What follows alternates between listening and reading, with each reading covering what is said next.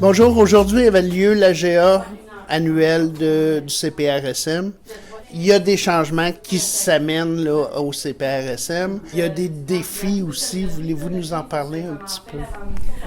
Ben, écoutez, je pense que le plus gros défi, c'est de pérenniser l'organisme au niveau financier. C'est présentement un grand défi. La Fondation Chagnon, qui nous subventionnait au courant des 2 dernières années, c'est terminé, donc les subventions. Donc, on est à la recherche de financement pour justement pérenniser nos 2 beaux projets qui sont porteurs, qui sont novateurs, puis qui portent leurs fruits dans notre communauté, puis qui atteignent surtout des beaux objectifs. C'est ça, parce que vous travaillez avec les familles, vous travaillez avec les enfants pour les aider à persévérer puis à réussir leurs études. Vous pouvez nous expliquer un petit peu les réussites qui ont été faites? Oui. Tu veux y aller? Vas-y d'abord. Donc, on a 2 projets. Le premier, Parents porteurs de réussite, et le deuxième, Famille en route vers la réussite, qui se rejoignent. Dans le fond, c'est pour Parents porteurs de réussite, c'est d'aller outiller les parents d'enfants de 3 à 17 ans de la MRC Montcalm, leur donner des trucs sur différents sujets. Ça peut être l'estime de soi, les troubles d'apprentissage, l'intimidation, la discipline, etc. Et puis, on leur donne des trucs pour qu'ils puissent, après ça, mieux aider leur enfant à la maison, puis que l'enfant, éventuellement, réussisse son année avec ces trucs-là que ses parents auront eu. Donc ça, c'est Parents porteurs de réussite. Puis cette année, c'est 640 parents à peu près qui sont venus dans les ateliers, qui se sont ajoutés à ceux de l'année passée. Donc on est rendu en 2 ans là, à 900 parents qui sont venus chercher des outils. Donc ça fait tout autant d'enfants, sinon plus, qui ont eu bénéficié de ces trucs-là. Et puis notre deuxième projet, c'est Famille en route vers la réussite. Mon collègue va en parler. Oui, certainement. Donc, Famille en route vers la réussite visait à récompenser l'implication des familles à la réussite scolaire de leurs jeunes, et ça se faisait en 2 volets. Le premier volet était bien sûr de mettre en lumière toutes les initiatives déjà existantes dans le milieu, comme par exemple les ateliers Parents porteurs de réussite qui roulent depuis 2 ans, ou encore Mon école sans violence de la Sûreté du Québec, ou des choses comme ça. Donc, de mettre en lumière des beaux projets déjà établis dans le milieu sur pied, et afin de les promouvoir pour que les familles y participent de façon active. Et le deuxième volet, c'était le fameux carnet mérite. Les familles devaient faire des bons coups, noter chacun de ces bons coups dans leur carnet respectif, et à la fin de l'année, nous le retourner. On a regardé les carnets et on a sélectionné 100 familles qui ont été honorées lors du gala des familles persévérantes la semaine dernière, dont vous faisiez mention tout à l'heure.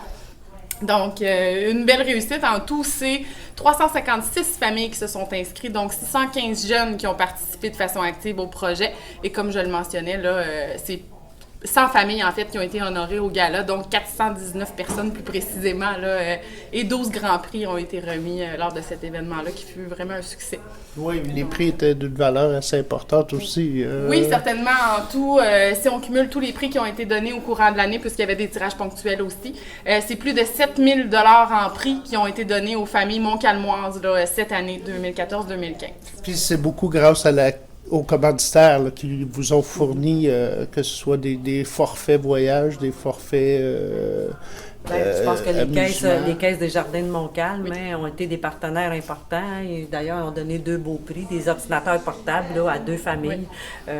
C'est génial de voir que les caisses se sont impliquées dans nos projets et qu'ils vont encore s'impliquer, parce que les caisses, justement, ils nous ont donné, ils nous ont fait un don là, pour pouvoir continuer nos projets, nos ateliers Parents porteurs de réussite. Donc, Là, écoutez, pour l'instant, Parents porteurs de réussite, c'est un trou de 36 000, là, plus de 36 000 $. J'imagine que Famille en route, ou je sais plus, là, je me mêle. Oui, Famille en route vers la réussite.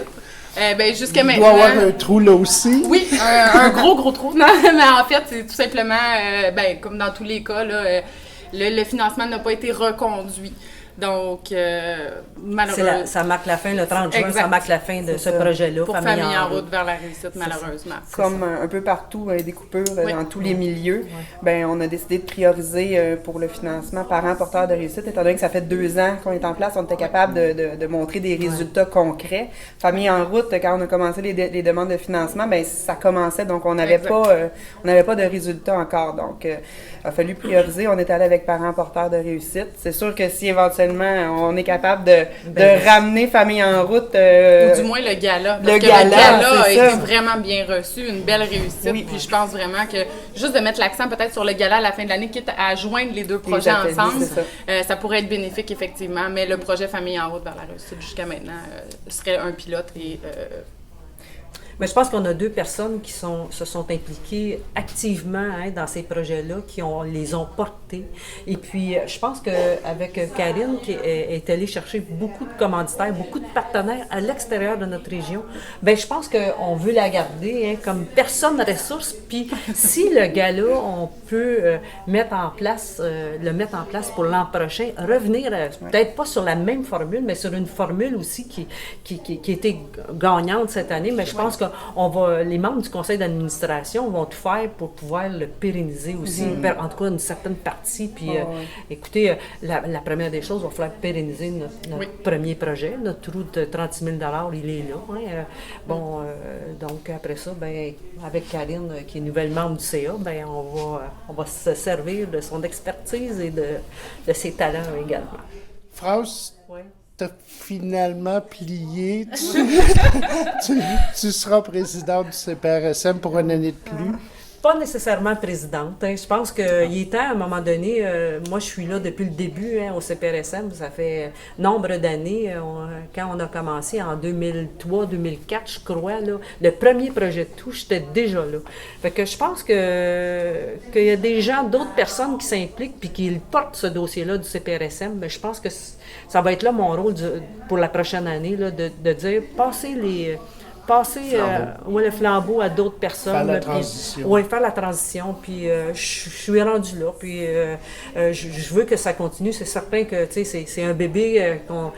Ça part de la communauté, ce projet-là. Ça part des milieux qui nous ont appuyés. Il y avait 70 personnes à l'Assemblée générale de fondation. Fait que c'est pour dire qu'il s'était porté par tout le monde. Donc, je suis prête à passer le flambeau. Ça ne veut pas dire que je serai la présidente l'année prochaine. Il y a des personnes qui ont les capacités de l'être, puis je pense que c'est ça qu'on va s'attacher à faire pour la prochaine année. Bien, on vous félicite, on vous souhaite continuer parce que je pense qu'on l'a vu avec les enfants, ils étaient fiers de vous voir, ils vous connaissent. Ils ont confiance en vous autres.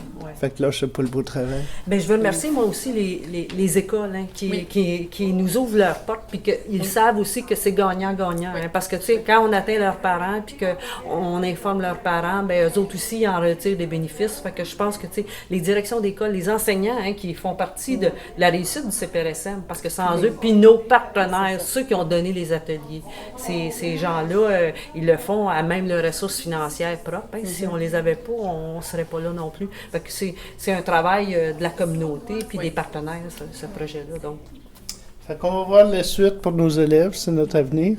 Oui, tout à fait. Merci. Merci beaucoup. Merci. C'est beau, c'est